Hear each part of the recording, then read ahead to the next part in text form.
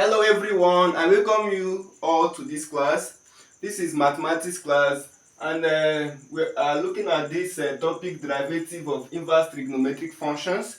So we have actually solved the first question under this topic. I told you that I will be showing you how to differentiate inverse trigonometric functions like sine inverse, cosine inverse, tan inverse, cosec inverse, and the sec inverse.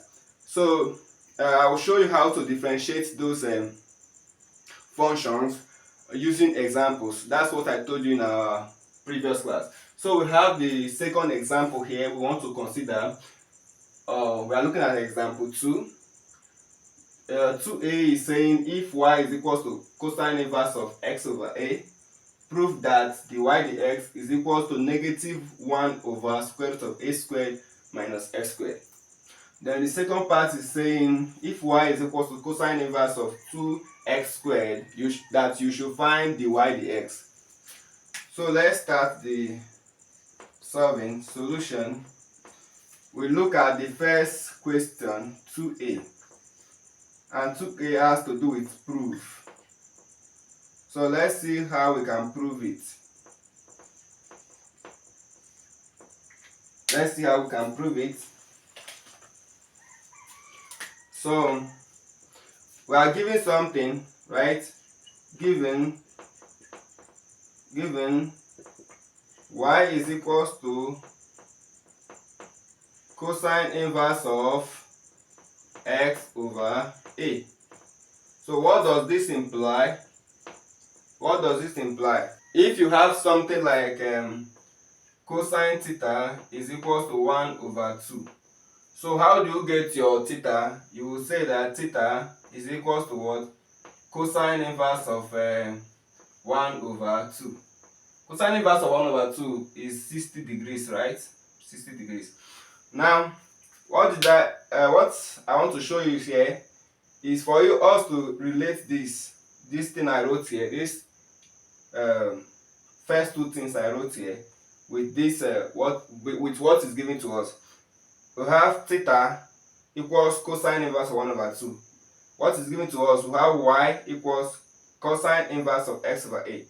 So if you compare theta with here now, theta is standing for our y, right?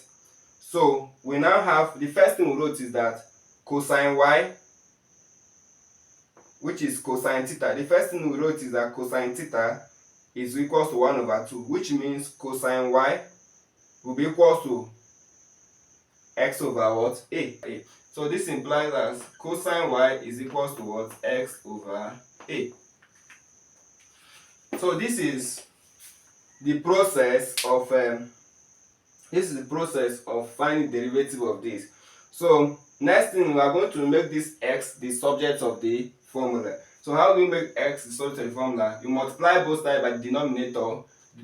The denominator here is a. Multiply both sides by a. You now have, this implies that x will be equals to a cosine of y.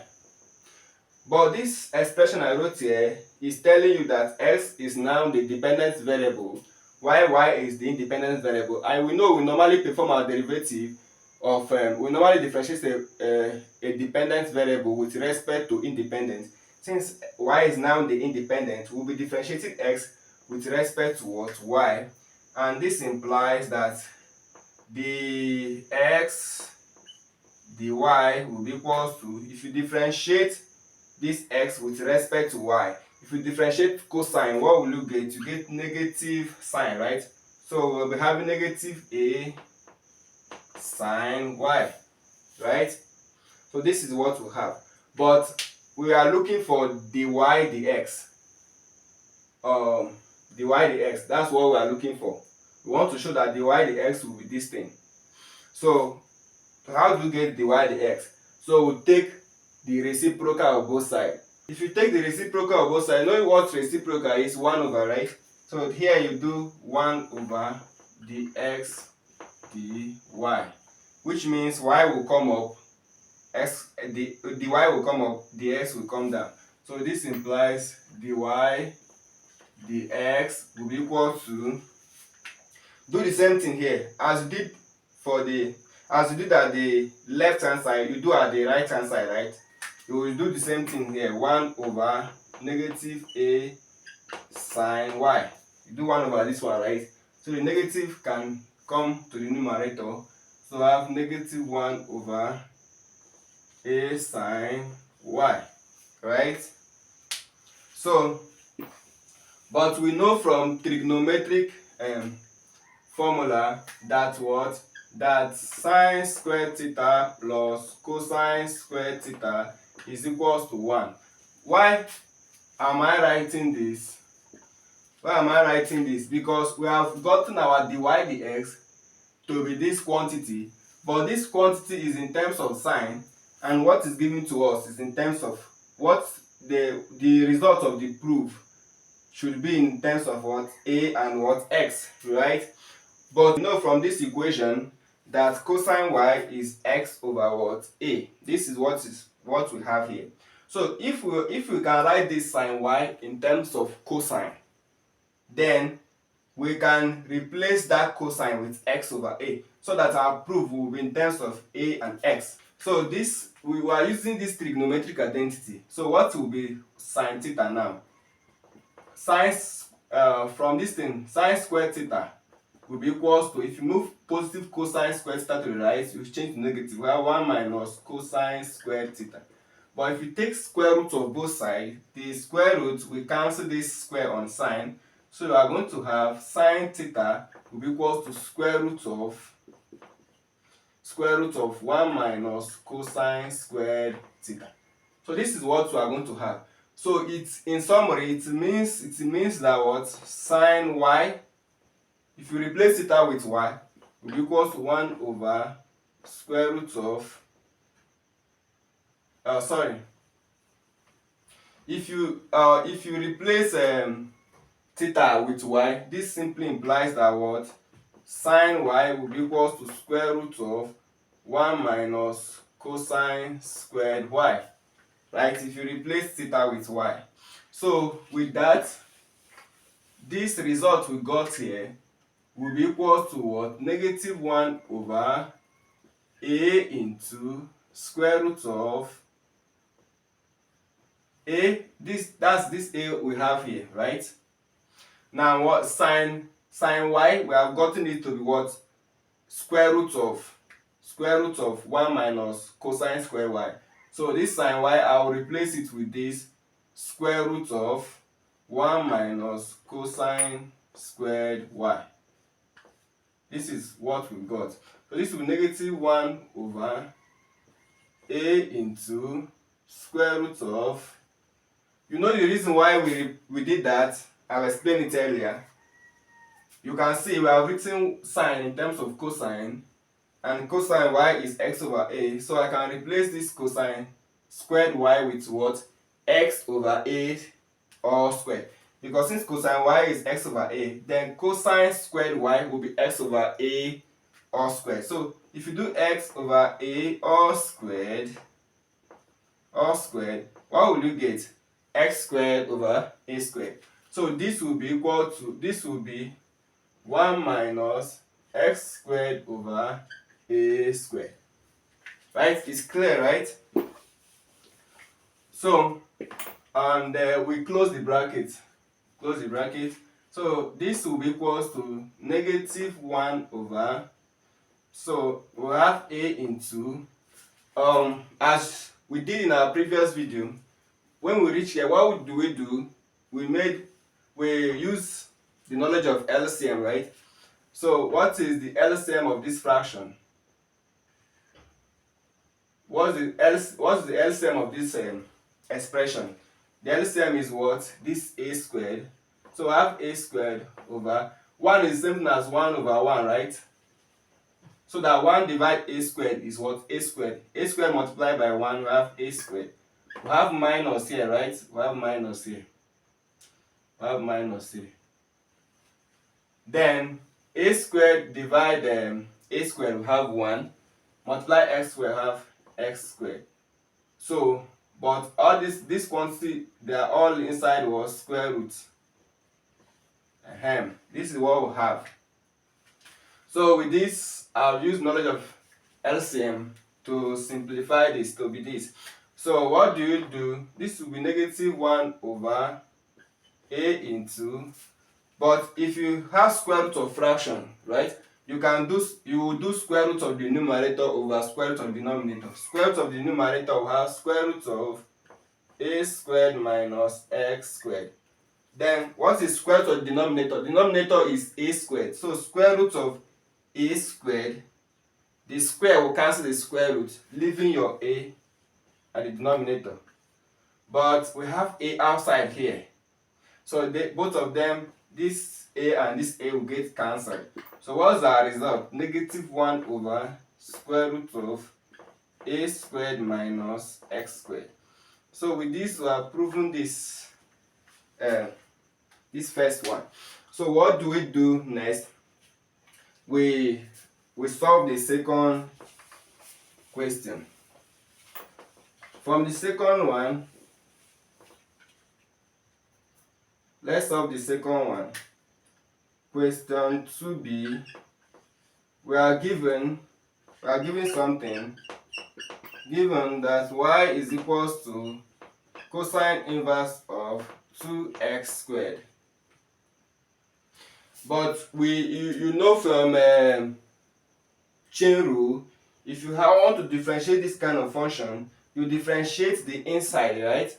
Then you use the results to multiply the derivative of the outside. So what do? We call this inside something, right? Let's call it u, right? Let u be equal to 2x squared. Then you differentiate that inside, that u. This implies that the u, the x will be equal to, if you differentiate this, what will you get? You use 2 to multiply, right? Bring down the power, that's 2 times 2x. You remove 1 from 2, right? The power. Then you have power 1. If you remove 1 from 2, you have 1. So this is simply 4x. So this is what we have. Now we want to differentiate the outside. So this simply implies that our y will be equal to what? Cosine inverse of u, because y is cosine inverse of 2x squared, and I will have called 2x squared u. So if 2x squared is u, so y will be equal to cosine inverse of u. So now what do we do now? We use that the first result we got. We use the first result we got to help us to get the result of this quantity here, the derivative of it. So but what do we have in our first result? But y equals cosine inverse of x over a implies what? That y prime is equal to negative 1 over square root of a squared minus x squared. This was the result we got in the first proof. So if our a is 1, if our a is 1 in that first proof, if we take a to be 1, this implies that what? The derivative of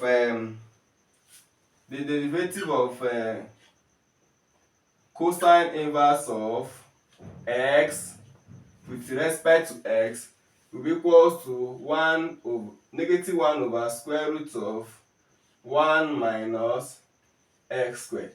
So how did I get that one? We have that if y is equal to cosine inverse of x over a, that derivative of y with respect to x, that's y prime, will be equal to negative 1 over square root of a squared minus x squared.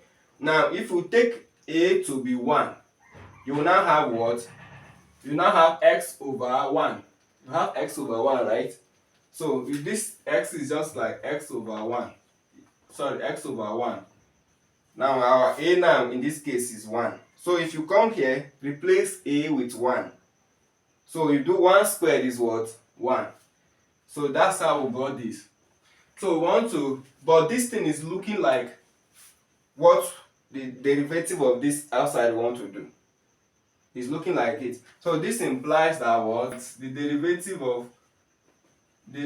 of cosine inverse of u with respect to u, right, will be equal to what? If you mimic this thing, it's negative 1 over square root of 1 minus u squared. Just as we have it here. So if x is now u, we are now differentiating with respect to u, you get this. So it means that the derivative of y with respect to u, that's if you differentiate this quantity here, you get this, because that's what we have there, right? So with that we can proceed. So but you know from chain rule, right?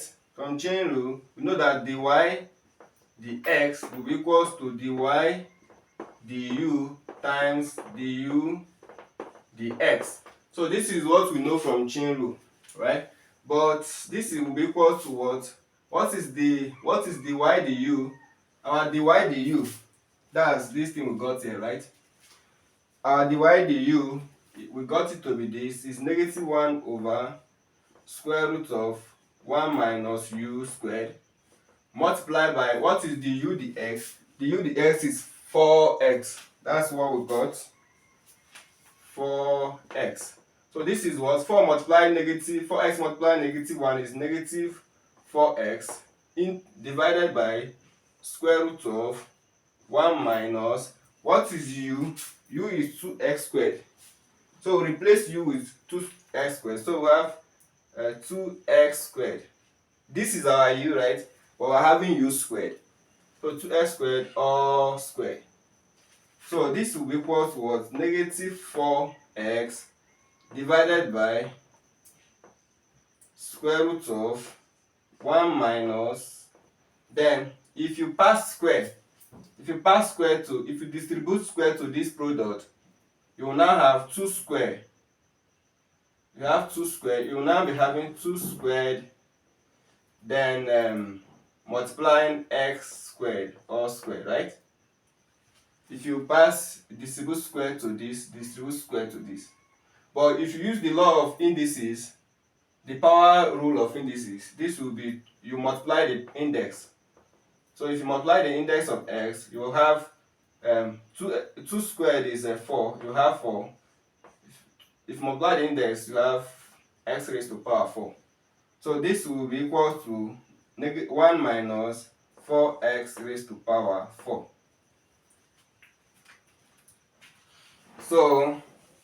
So this is the result of what? See what they asked us to find, dy dx.